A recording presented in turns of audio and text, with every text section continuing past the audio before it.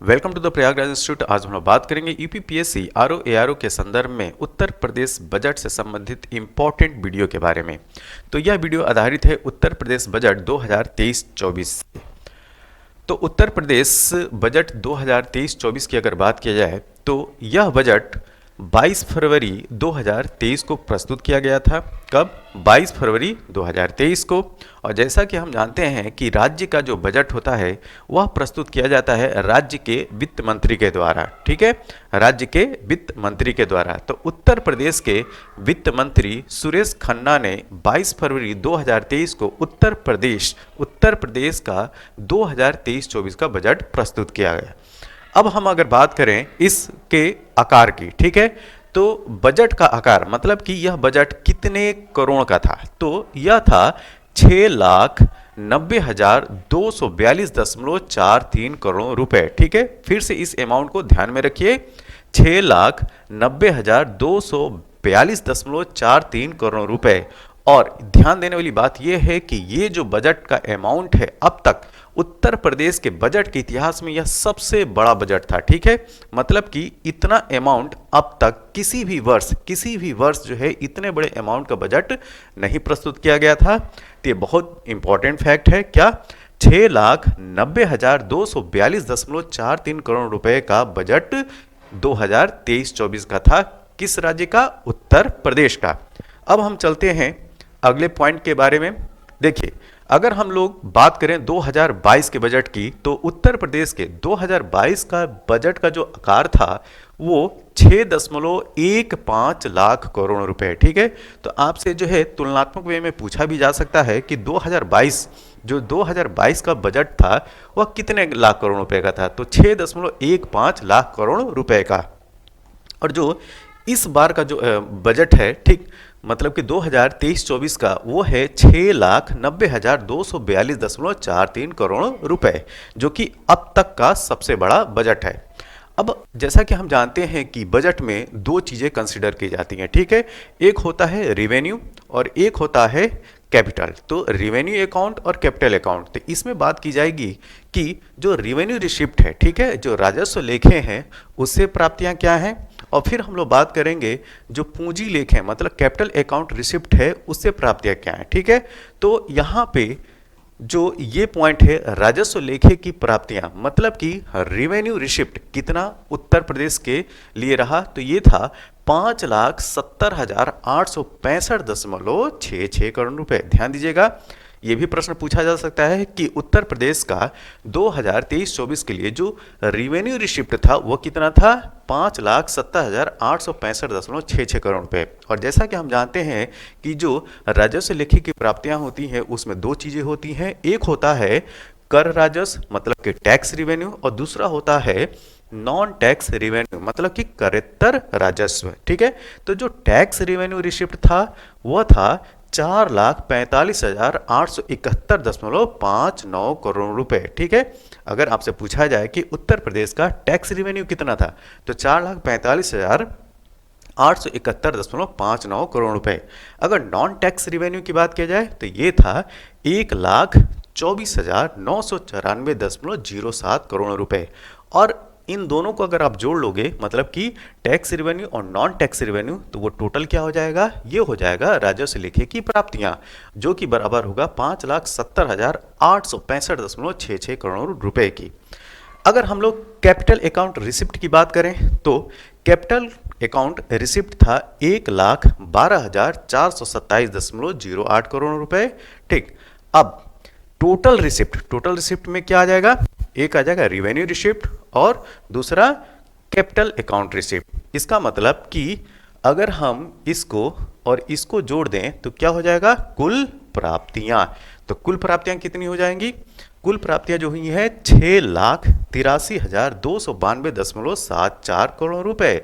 और ये जो अमाउंट है वो है क्या, वो है ये वाला अमाउंट, ध्यान दीजिएगा, जो कैपिटल अकाउंट रिसिप्ट है ये प्लस ये वाला अमाउंट जो कि रिवेन्यू रिसिप्ट है। मतलब कि जब आप 5,70,865.66 करोड़ रुपए जो कि रिवेन्यू रिसिप्ट है उसमें ये जो कैपिटल अकाउंट रिसिप्ट जोड़ेंगे 1,12,427.08 करोड़ रुपए, तो हो जाएगा टोटल प्राप्तियां। तो टोटल प्राप्तियां रही उत्तर प्रदेश सरकार को 6,83,292.74 रुपए। अब हम बात करते हैं अगले पॉइंट्स के बारे में। तो जो पिछली वाली स्लाइड थी उसमें हमने रिसिप्ट की बात की, जो प्राप्तियां हुई, ठीक, उत्तर प्रदेश सरकार को जो प्राप्त हुआ, ठीक है। अब हम बात करेंगे कि उत्तर प्रदेश सरकार के द्वारा जिन मदों में खर्च किया गया, ठीक है। तो राजस्व लेखे पर अगर हम बात करें व्यय की, मतलब कि रिवेन्यू एक्सपेंडिचर की अगर बात किया जाए, तो रिवेन्यू एक्सपेंडिचर था 5,02,354.01 करोड़ रुपए। फिर से इस अमाउंट को देखिए, ये पूछा जा सकता है कि रिवेन्यू एक्सपेंडिचर उत्तर प्रदेश सरकार का क्या रहा। यह है 5,02,354.01 करोड़ रुपए। इसमें सबसे ज़्यादा जो खर्चा है, ये जो देखेंगे आप, वो इंटरेस्ट ऑफ पेमेंट है। क्या? इंटरेस्ट ऑफ पेमेंट पे, ठीक, जो ब्याज अदायगियाँ हैं उसमें 52,755.56 करोड़ रुपए, ठीक है। तो अगर आपसे पूछा जाए कि उत्तर प्रदेश सरकार के द्वारा जो इंटरेस्ट ऑफ पेमेंट है, मतलब कि ब्याज अदायगियाँ हैं, उस पर कितना खर्च हुआ, तो ये खर्च था 52,755.56 करोड़ रुपए। अब यहाँ पे बात आती है कि ब्याज अदायगियाँ होती क्या हैं। जैसे कि उत्तर प्रदेश सरकार जब कहीं से डेब्ट लेती है, तो उस डेब्ट के ऊपर जो ब्याज बनता है, ठीक है, तो उस ब्याज को भी तो देना होता है। तो उस ब्याज को हम बोलते हैं ब्याज, मतलब कि ब्याज अदायगियाँ या ब्याज इंटरेस्ट ऑफ पेमेंट। तो ये जो अमाउंट था 52,755.56 करोड़ रुपए था। यहीं पे अगर पूंजी लेखे पर व्यय की अगर बात की जाए, ठीक है, कैपिटल अकाउंट एक्सपेंडिचर की बात किया जाए, तो यह अमाउंट था 1,87,888.42 करोड़ रुपए। फिर से देखिए, 1,87,888.42 करोड़ रुपए। यहीं पे अगर फिस्कल डेफिसिट की बात की जाए, तो फिस्कल डेफिसिट होता क्या है? जब हम अगर फिस्कल डेफिसिट की अगर बात की जाए, तो जो टोटल एक्सपेंडिचर है, ठीक है, जो टोटल एक्सपेंडिचर है और टोटल रिसिप्ट, उसका जो डिफरेंस होगा वो होगा फिस्कल डेफिसिट। तो उत्तर प्रदेश सरकार की जो फिस्कल डेफिसिट है वो है 84,883.16 करोड़ रुपए। ध्यान से दीजिए, देखिए राजकोषीय घाटा कितना है? 84,883.16 करोड़ रुपए, ये ध्यान रखिए। अब यहाँ पे बात की जा रही है प्रारंभिक घाटा की। तो उत्तर प्रदेश सरकार के द्वारा जो प्रारंभिक घाटा है, ठीक है, जो प्राइमरी डेफिसिट है, वो है 32,127.60 करोड़ रुपए, ठीक है। तो जो प्राइमरी डेफिसिट होता है वो क्या होता है, इसको जान लेते हैं। जब आप फिस्कल डेफिसिट, जो राजकोषीय घाटा है, उसमें से जो इंटरेस्ट ऑफ पेमेंट घटा देते हैं, तो वह आता है प्रारंभिक घाटा। तो प्राइमरी जो डेफिसिट होता है वो क्या होता है? Fiscal deficit minus interest of payment. तो जब आप ये जो अमाउंट है, देखिए 84,883.16 करोड़ रुपए में से जब आप 52,755.56 करोड़ रुपए निकाल देंगे, तो यही अमाउंट आएगा। कितना अमाउंट आएगा? 32,127.60 करोड़ रुपए। तो अगर आप लोगों से पूछा जाए कि प्राइमरी डेफिसिट होता क्या है, तो प्राइमरी डेफिसिट होता है जब राजकोषीय घाटा, मतलब कि फिस्कल डेफिसिट में से इंटरेस्ट ऑफ पेमेंट को घटा देंगे, तो वो निकलेगा प्रारंभिक घाटा। अब हम बात करेंगे कि देश की जीडीपी में उत्तर प्रदेश का योगदान कितना रहा, ठीक है। तो देश की जीडीपी में उत्तर प्रदेश का योगदान 8% से अधिक रहा, ठीक है। तो उत्तर प्रदेश का योगदान कितना है? 8% से ज़्यादा है। बजट की नई योजनाओं पर अगर खर्च की बात किया जाए, जो नई योजना है, न्यू स्कीम्स हैं, ठीक है, उन पे 32,721.96 करोड़ रुपए का खर्च हुआ। और सकल राज्य घरेलू उत्पाद जीएसडीपी में अनुमानित वृद्धि दर 19% रही। ये बहुत इंपॉर्टेंट फैक्ट है, ठीक है। अगर आपसे पूछा जाए कि जो जीएसडीपी है, ठीक है, ग्रॉस स्टेट डोमेस्टिक प्रोडक्ट, उसमें जो है अनुमानित वृद्धि या ग्रोथ रेट क्या रही, तो ये रहा 19%, जो कि काफ़ी ज़्यादा है, काफ़ी अच्छा है इंडिकेटर ये। तो सकल राज्य घरेलू उत्पाद में अनुमानित वृद्धि दर 19% रही। तो इसको भी आपको याद रखना है, इसको इंपॉर्टेंट में रखिए, 19%। राज्य वस्तु एवं सेवा कर तथा मूल्य संवर्धित कर से जो राजस्व संग्रह का लक्ष्य रखा गया है, वह है 1,50,000 करोड़ रुपए, ठीक है। तो 1,50,000 करोड़ रुपए का जो कलेक्शन होगा वो कहाँ से टारगेट रखा गया है? राज्य वस्तु एवं सेवा कर, SGST से बात की जा रही है, ठीक है, GST, ठीक है, state goods and service tax से और प्लस वैट से, ठीक है, प्लस वैट से, VAT। तो वैल्यू एडेड टैक्स और state goods and service tax मतलब कि राज्य वस्तु एवं सेवा कर तथा मूल्य संवर्धित कर से जो रेवेन्यू रिसिप्ट का जो लक्ष्य रखा गया है वह रखा गया है 1,50,000 करोड़ रुपए। नेक्स्ट, अगर दूसरी योजनाओं की बात की जाए तो ये बहुत इंपॉर्टेंट है, मुख्यमंत्री कृषक दुर्घटना कल्याण योजना। ठीक, इसको तो आप रट जाइए, ठीक है, क्या, मुख्यमंत्री कृषक दुर्घटना कल्याण योजना। इसके अंतर्गत प्रदत्त अधिकतम जो धनराशि रखी गई है वो रखी गई है 5 लाख रुपए। ठीक, तो अधिकतम धनराशि क्या है, 5 लाख रुपए है। और मुख्यमंत्री कन्या सुमंगला योजना के तहत जो धनराशि का प्रावधान है वह है 1,050 करोड़ रुपए। ठीक है, तो 1,050 करोड़ रुपए का जो प्रावधान किया गया है, जो प्रोविजन लाया गया है वो मुख्यमंत्री कन्या सुमंगला योजना के लिए। अब तीसरा पॉइंट देखिए, निराश्रित विधवाओं को सहायता प्रदान करने के लिए, ठीक है, जो निराश्रित जो विडो हैं, विधवाएं हैं, उनकी सहायता प्रदान करने के लिए जो आवंटित धनराशि है वो है 4,032 करोड़ रुपए। कितना, 4,032 करोड़ रुपए। फिर से इन फिगर को देख लीजिए। ठीक, मुख्यमंत्री कृषक दुर्घटना कल्याण योजना के लिए धनराशि 5 लाख रुपए अधिकतम रखी गई है। मुख्यमंत्री कन्या सुमंगला योजना के लिए 1,050 करोड़ रुपए और निराश्रित विधवाओं की सहायता प्रदान करने के लिए जो आवंटित धनराशि है वो है 4,032 करोड़ रुपए। अगला पॉइंट, मुख्यमंत्री सामूहिक विवाह योजना के तहत, ठीक है, इसको भी याद रखिए इस योजना को। तो मुख्यमंत्री सामूहिक विवाह योजना के तहत जो आवंटित धनराशि है उसके 2 क्लास बनाए गए हैं। एक सामान्य बालिका वर्ग के लिए, ध्यान दीजिएगा, एक जो जनरल जो गर्ल्स हैं उनके लिए, तो सामान्य बालिका वर्ग के लिए 600 करोड़ रुपए का प्रोविज़न है। और OBC जो अदर बैकवर्ड क्लास है उनकी बालिका के लिए जो है 150 करोड़ रुपए। तो सामान्य बालिका वर्ग के लिए 600 करोड़ रुपए और OBC बालिका के लिए 150 करोड़ रुपए का प्रावधान किया गया है। जन्म से दिव्यांग बालिकाओं के लिए, ध्यान दीजिएगा, जन्म से दिव्यांग बालिकाओं के लिए 50,000 रुपये। ठीक, इस अमाउंट को ध्यान में रखना है। 50,000 रुपये बतौर सावधि जमा की जाएगी जो कि 18 वर्ष के लिए ये जमा होगी। क्या, ठीक, 18 वर्ष के लिए। अधिकतम 2 नवजात शिशुओं के पौष्टिक आहार के लिए एक मुफ्त भुगतान देने की बात की गई है। और यहाँ पे भी जो कंडीशन अलग अलग है, अगर लड़का पैदा होता है तो इसके लिए 20,000 रुपये दी जाएगी, अगर लड़की पैदा होने पर 25,000 रुपये दिया जाएगा। तो इसको भी ध्यान रखिएगा। तो अधिकतम 2 नवजात, ये भी पॉइंट ध्यान में रखना, अधिकतम 2 नवजात शिशुओं के पौष्टिक आहार हेतु एक मुफ्त भुगतान की बात की गई है, जिसमें लड़का पैदा होने पे 20,000 रुपये और लड़की पैदा होने पे 25,000 रुपये देने की बात की गई है। अगला पॉइंट, अब इसमें हम लोग बात करेंगे कि जो उत्तर प्रदेश बजट 2023-24 है उसमें पैसा आता कहाँ से। ठीक है, तो इस पूरे सर्कल को अगर हम लोग 100 मान लें तो उस 100 में किसका कितना परसेंट किस किस मद से आता है। और दूसरी तरफ ये वाला जो सर्कल आप देख रहे हैं इसमें हम लोग बात करेंगे कि आखिर उत्तर प्रदेश सरकार के बजट में जो पैसा खर्चा होता है, ठीक, पैसा जो जाता है वो किन किन मद में जाता है। ठीक है, तो इन दोनों सर्कल को हम लोग क्या मानेंगे, 100% मानेंगे। और इसमें देखेंगे कि किस मद, इस वाले सर्कल की अगर हम बात करें तो इसमें देखेंगे कि किस मद से कितना परसेंट जो है कंट्रीब्यूशन होता है, और यहाँ पे बात करेंगे कि कितना जो है वो खर्चा होता है। ठीक है, तो देखिए, लोक ऋण मतलब कि पब्लिक डेप्ट से उत्तर प्रदेश सरकार को 14.6% जो है वो पैसा प्राप्त होता है।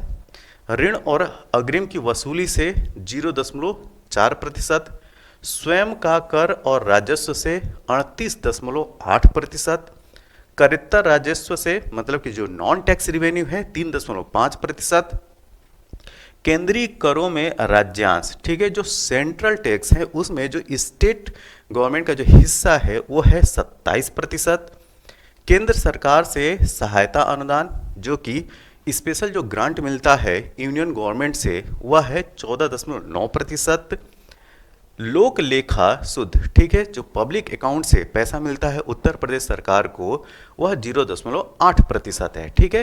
तो अब देखेंगे कि इसमें सबसे ज़्यादा पैसा उत्तर प्रदेश सरकार को कहाँ से प्राप्त होता है, ठीक है। तो यह है स्वयं का कर और राजस्व से, ठीक है। तो 38.8% कहाँ से प्राप्त होता है?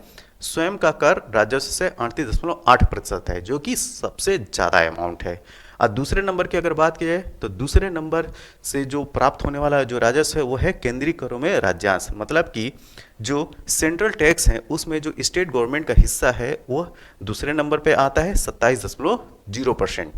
तो सबसे ज़्यादा यहाँ से, दूसरा नंबर केंद्रीय करों में राज्यांश जो कि 27% है, और तीसरा नंबर अगर दे दिया जाए तो ये है केंद्र सरकार से सहायता अनुदान जो कि 14.9% है।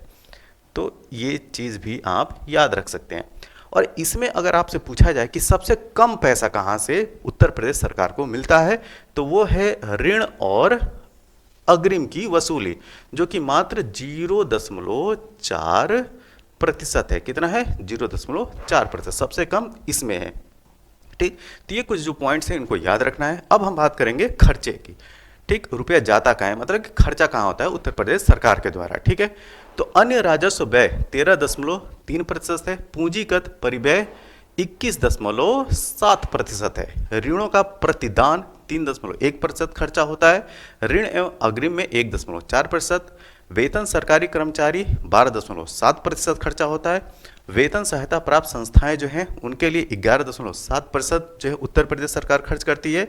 स्थानीय निकायों का समनुदेशन, ठीक है, तो स्थानीय जो लोकल बॉडीज होते हैं उनके समनुदेशन में 3.5% का खर्चा होता है। सब्सिडी की अगर बात की जाए तो 3.9% जो है उत्तर प्रदेश सरकार खर्च करती है सब्सिडी पे। सहायता अनुदान की अगर बात की जाए तो 9.2%, जो स्पेशल जो ग्रांट्स होते हैं वो 9.2% खर्च होता है। पेंशन जो है 12.1% का हिस्सा रखता है खर्चे में, और जो ब्याज है, ठीक है, जो ब्याज है इंटरेस्ट 7.4%। अब यहाँ पे जो आपने खर्चा का जो एक लेखा जोखा देखा है, इसमें हम लोग देखेंगे कि सबसे ज़्यादा किस मद में खर्चा होता है, ठीक है। तो सबसे ज़्यादा खर्चा जो है पूंजीगत परिव्यय है, मतलब कि जो कैपिटल एक्सपेंडिचर है वो है 21.7%। क्या?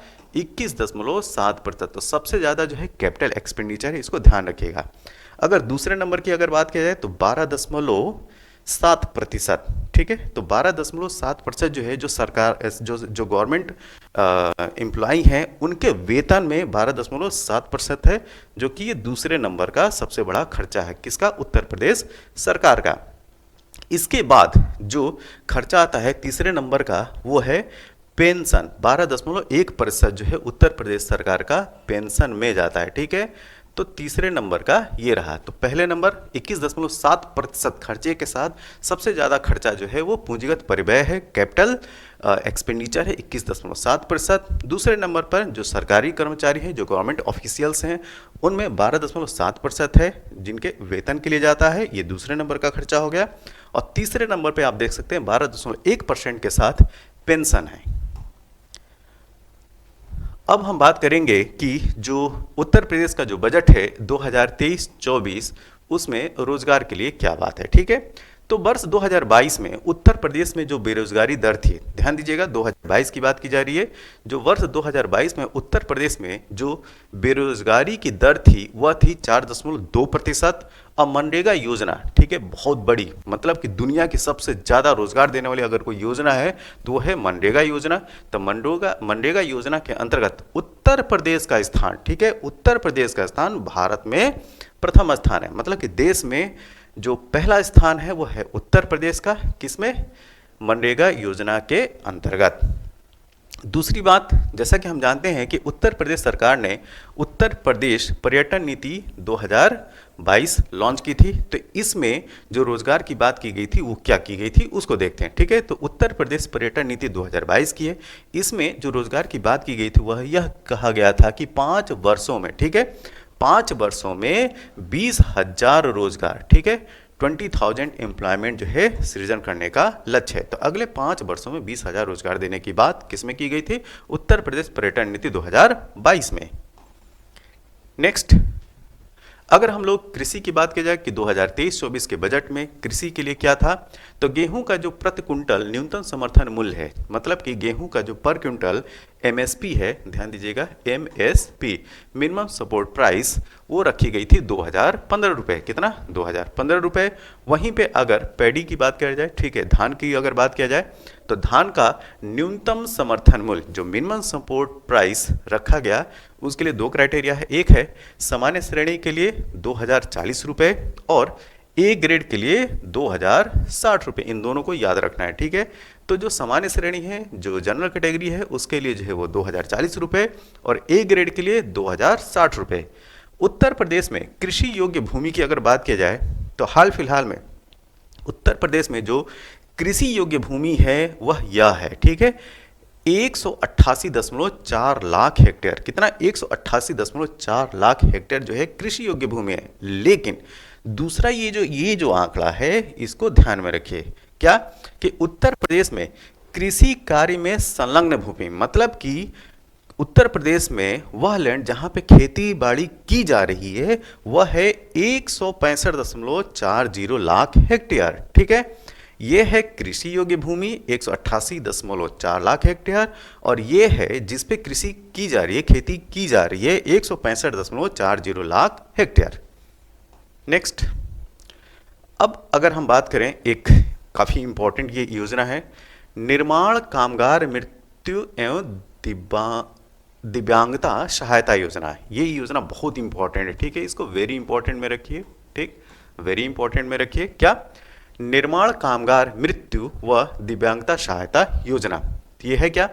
दुर्घटना में मृत्यु होने पर 5 लाख, ठीक है, दुर्घटना में मृत्यु होने पर 5 लाख, जो कि 5 वर्ष तक मासिक किस्त के रूप में दी जाएगी, ठीक है। और सामान्य मृत्यु दर 2 लाख, जो कि 2 वर्ष तक मासिक किस्त के रूप में दी जाएगी, ठीक है।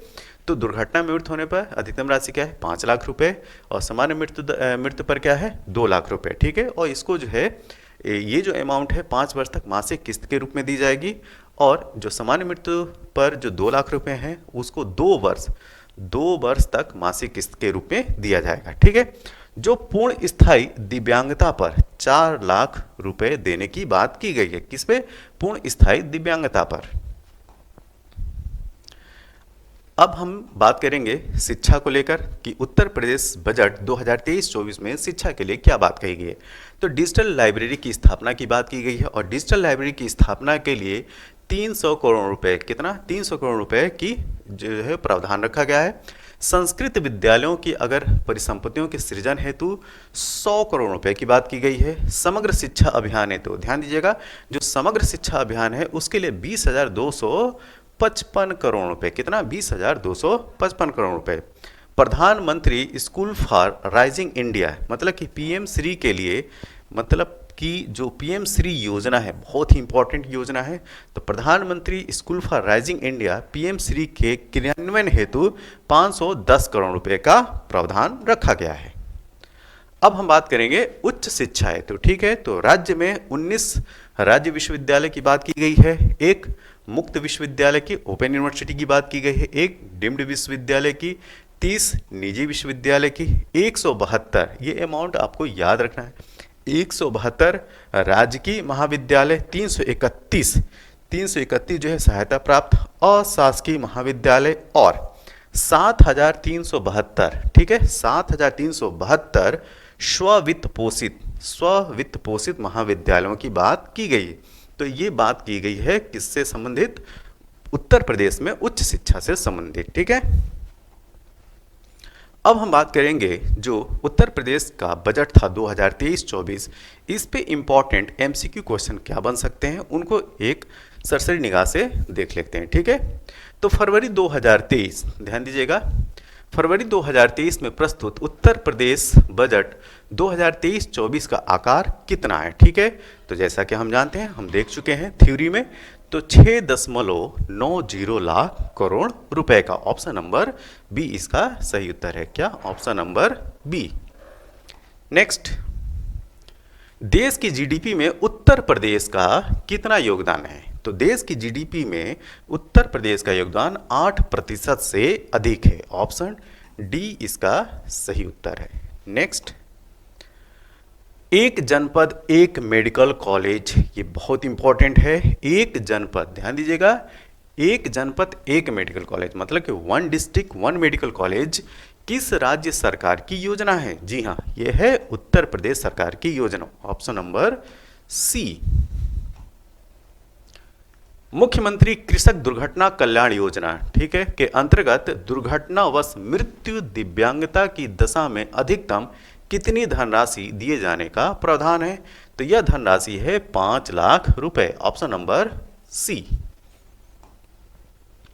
उत्तर प्रदेश बजट 2023-24 के अनुसार सबसे कम राशि किस क्षेत्र से आती है? ठीक, तो इसको हम लोग देख चुके हैं। तो सबसे कम राशि जो आती है वो आती है ऋण और अग्रिम की वसूली से, मात्र 0.4% है। ठीक है, नेक्स्ट, उत्तर प्रदेश बजट 2023-24 के अनुसार सर्वाधिक अंश किस क्षेत्र में खर्च होता है? एक्सपेंडिचर की बात की जा रही है, तो यह है पूंजीगत परिव्यय, ठीक है, कैपिटल एक्सपेंडिचर, ऑप्शन ए। 2022 में उत्तर प्रदेश में बेरोजगारी दर कितने प्रतिशत हो गई है? तो जैसा कि हम देख चुके हैं, ये है 4.2%, ऑप्शन नंबर डी इसका सही उत्तर है। नेक्स्ट, रबी विपणन वर्ष 2022-23 में गेहूं का न्यूनतम समर्थन मूल्य, मतलब कि एमएसपी की बात की जा रही है गेहूं की, ठीक है, प्रति कुंटल कितना निर्धारित था? तो ये था 2015 रुपए, option number C. Uttar Pradesh budget 2023-24 निर्माण कामगार के मृत्यु, विकलांगता सहायता एवं अक्षमता पेंशन योजना तथा निर्माण कामगार अंत्येष्टि सहायता योजना को एकीकृत कर कौन सी नई योजना बनाई गई है? तो नई योजना को जो नाम दिया गया है वो क्या? निर्माण कामगार मृत्यु व दिव्यांगता सहायता योजना। इस योजना को फिर से देखिए, निर्माण कामगार मृत्यु व दिव्यांगता सहायता योजना, ऑप्शन नंबर ए इसका सही उत्तर है। अगला प्रश्न, उत्तर प्रदेश बजट 2023-24 में ग्राम पंचायत एवं वार्ड स्तर पर डिजिटल लाइब्रेरी की स्थापना है। फिर से देखिए, किसकी बात की जा रही है? डिजिटल लाइब्रेरी की स्थापना की नई योजना हेतु कितनी राशि का प्रावधान है? तो यह अमाउंट है 300 करोड़ रुपए, ऑप्शन नंबर डी इसका सही उत्तर है। ठीक है, तो यह था हमारा स्पेशल वीडियो, और यह वीडियो समर्पित था उत्तर प्रदेश के बजट से। तो उत्तर प्रदेश के 23-24 के बजट को हमने देखा, और बजट के साथ में हमने जो है कुछ इंपॉर्टेंट जो एमसीक्यू क्वेश्चन हो सकते हैं उनकी भी हमने परिचर्चा की। यह वीडियो आपको कैसा लगा? जैसा भी लगा हो, आप अपने सुझाव जो हैं कमेंट बॉक्स में ज़रूर दें, और इस वीडियो की पीडीएफ के लिए आप हमारे Telegram channel the Prayagraj institute को ज्वाइन कीजिए, इस वीडियो की पीडीएफ को प्राप्त कीजिए। तब तक के लिए थैंक यू, धन्यवाद।